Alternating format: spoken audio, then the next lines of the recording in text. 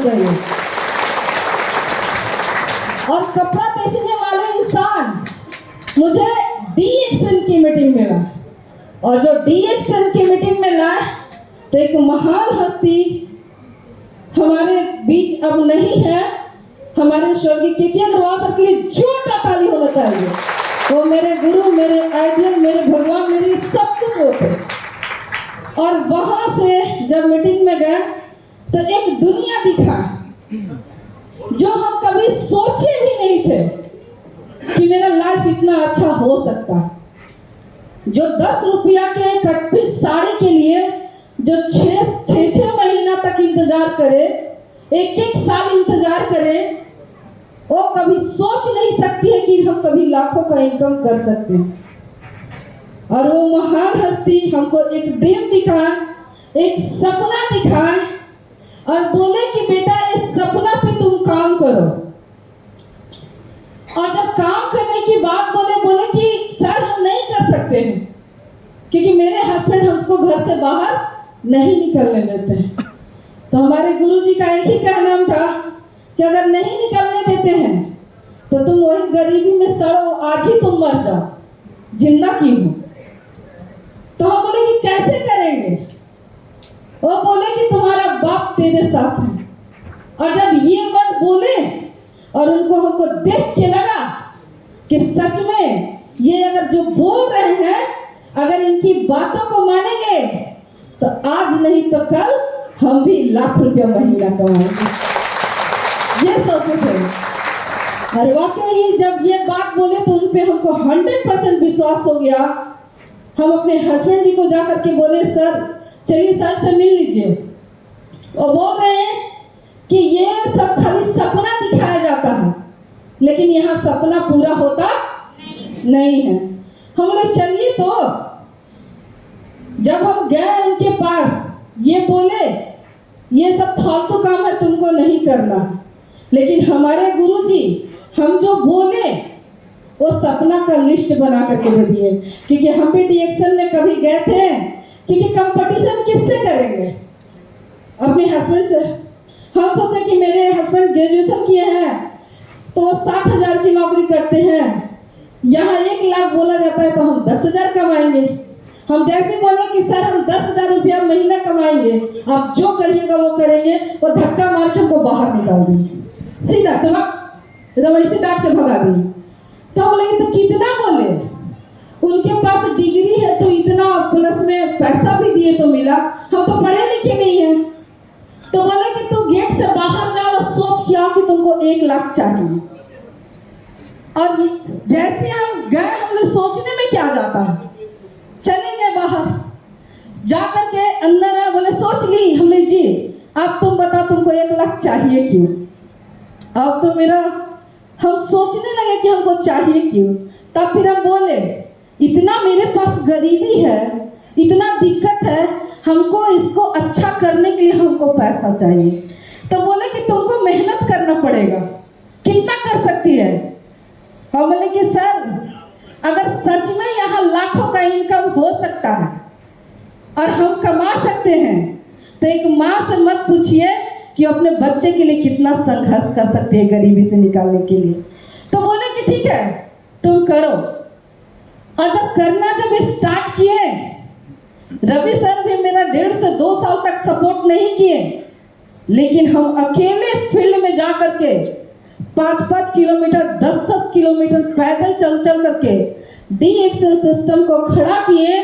और करने के बाद 2015 में ही, क्योंकि हम कसम खाए थे कि सच में यहाँ से 1 लाख रुपया अगर आता है तो सबसे फर्स्ट किसी का बोनस 1 लाख होगा औरंगाबाद शहर में, तो रीता कुमारी रवि का होगा।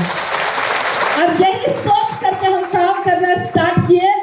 और 2015 में ही मेरा 95,000 का बोनस, और 2016 में हस्बैंड वाइफ दोनों दुबई क्वालिफाई किए और 1 लाख प्लस का बोनस मिला। यानी कि 2016 से ही हम मिलीनियर हैं। और अभी तो कह नहीं सकते हैं क्योंकि मेरे नीचे प्रिंस कुमार डबल मिलीनियर से भी ज्यादा पैसा कमाते हैं। अब लाखों का इनकम करने वाली लेडीज लोग भी, जिस तरह से हम पढ़े लिखे नहीं थे आज मेरे टीम में बहुत सारी लेडीज लोग पैसा कमा रही हैं, कार से चल रही हैं। तो मेरा एक सोच था कि हम लाखों का इनकम करें। हम गरीब हैं, हमको गरीबी से निकलना है।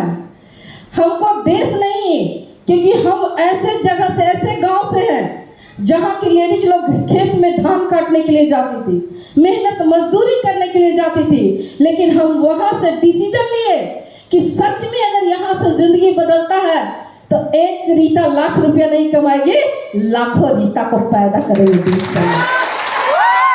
इसीलिए आप देख सकते हैं सबसे ज्यादा लेडीज की भीड़ है और मेरे टीम में ज्यादा लेडीज लोग आए हैं।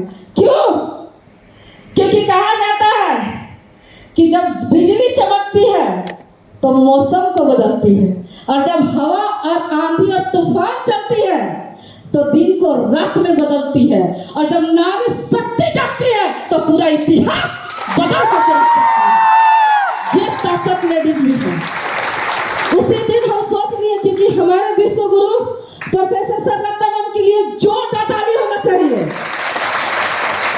जब हम पटना मीटिंग में गए और जब सर जी का बात सुने कि कूड़ा कचरा बीनने वाला का बेटा भी क्राउन मिनिस्टर की कुर्सी पर बैठ सकता है, तो हम भी वही सोचे कि जब ऐसे लोग बैठ सकते हैं तो हम क्यों नहीं। और हम भी डिसीजन लिए कि एक रीता क्राउन मिनिस्टर नहीं बनेगी, बल्कि लाखों क्राउन मिनिस्टर को पैदा करेंगे जो लाखों क्राउन मिनिस्टर बन सके। तो ये जब पावर मिला है तब पकड़ना चाहिए कि छोड़ना चाहिए? कितने लोग पकड़ेंगे? वाह, एक जोरदार ताली होना चाहिए। और उसी साल से जब हम विदेश यात्रा 2016 से क्वालिफाई करने लगे, अभी तक क्वालिफाई करते हैं। हम ही नहीं, हमारे टीम में भी विदेश यात्रा लोग क्वालिफाई करते हैं। बहुत अच्छा कार मेंटेन करते हैं, मेरे से कीमती कार। हमारी एक बसंती दीदी है जो सब्जी बेचती थी और दूध बेचती थी, आज 1,10,000 का बोनस और 13 लाख के कार मेंटेन करती है। वो बसंती दीदी है। एक जोरदार ताली होना चाहिए। हमारी परवा दीदी है जो वो ऐसे समाज से है जहाँ के लोग घूंघट में रहते हैं, अपनी वाइफ को घर से बाहर नहीं निकालते। लेकिन दीदी को डीएक्स समझ में आ गया कि जब रीता दीदी कर सकती है तो हम क्यों नहीं कर सकते हैं। और आज के डेट में हमारी दीदी परवा दीदी भी 1 लाख से ज्यादा का इनकम करती है और इनके पास भी 13 लाख का कार है। सच है। और बहुत सारी लेडीज लोग हैं, चंपा दीदी हैं, बहुत याद उमा दीदी है, बहुत सारे लोग हैं जो कार मेंटेन करती है, एक अमीर वाला जिंदगी जीते हैं। कितने लोग चाहते हैं?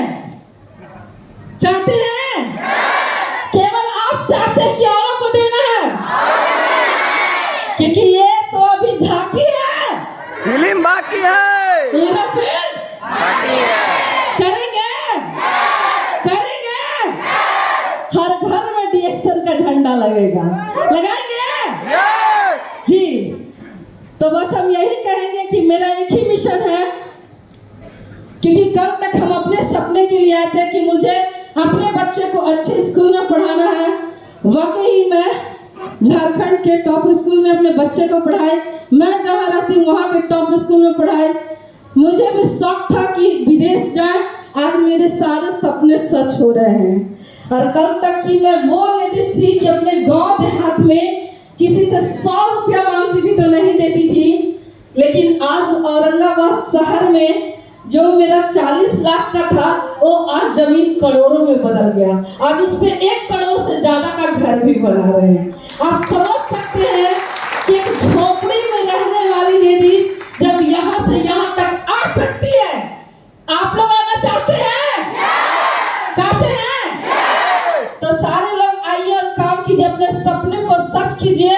और बस हम यही कहेंगे कि वक्त बहुत ही कम है, रुकना है नहीं, थकना है नहीं, ना रुकेंगे ना थकेंगे ना झुकेंगे, हर जगह डीएक्शन का झंडा गाड़ करते रहेंगे। तो सारे लोग आगे बढ़िए और काम कीजिए। और एक चीज और बताना चाहते हैं कितने लोग कहानी सुनेंगे? सुनना है? एक जंगल था। इस कहानी से बहुत लोगों को कुछ सीख मिलेगा। एक जंगल था, जंगल में बहुत सारे जंगली जानवर थे। तो बहुत सारे जंगली जानवर थे, तो उसमें एक सांप भी था। तो वो बहुत टेढ़ा होके चलता था, बहुत टेढ़ा होके चलता था। तो सारे जंगली जानवर एक जगह बैठ के मीटिंग किए कि इसको समझाया जाए कि तुम इतना टेढ़ा होके क्यों चलता, सीधा होके चलेगा तो जल्दी पार कर जाएगा और तुम सफल भी हो सकता है, जान भी बच सकती है। उसको 2-3 बार मीटिंग करके सांप को समझाया गया, लेकिन वो किसी का बात सुनने वाला नहीं था, नहीं सुना। इसी तरह एक दिन जंगल में आग लग गया, और जब जंगल में आग लगा तो सभी जंगली जानवर भागने लगे। उसमें सांप भी जो था वो भाग रहा था, लेकिन बहुत तिरछा होकर भाग रहा था। तो गलती से आग के चपेट में आ गया, और जब आग के चपेट में आया तो वो चल गया। तो सारे जानवर उधर जाके बात कर रहे थे कि अरे सांप अभी तक नहीं आया। तो बंदर था, बोला कि हम देख करके आते हैं। गया बंदर देखने के लिए, तो देखा कि वो सांप जो था जल करके सीधा हो गया। तो वहां पे बंदर क्या बोल रहा है, अगर सीधा ही होना था तो जिन्ना में सीधा होता तो जिंदगी बदल जाता, मरने के बाद सीधा होने से क्या फायदा।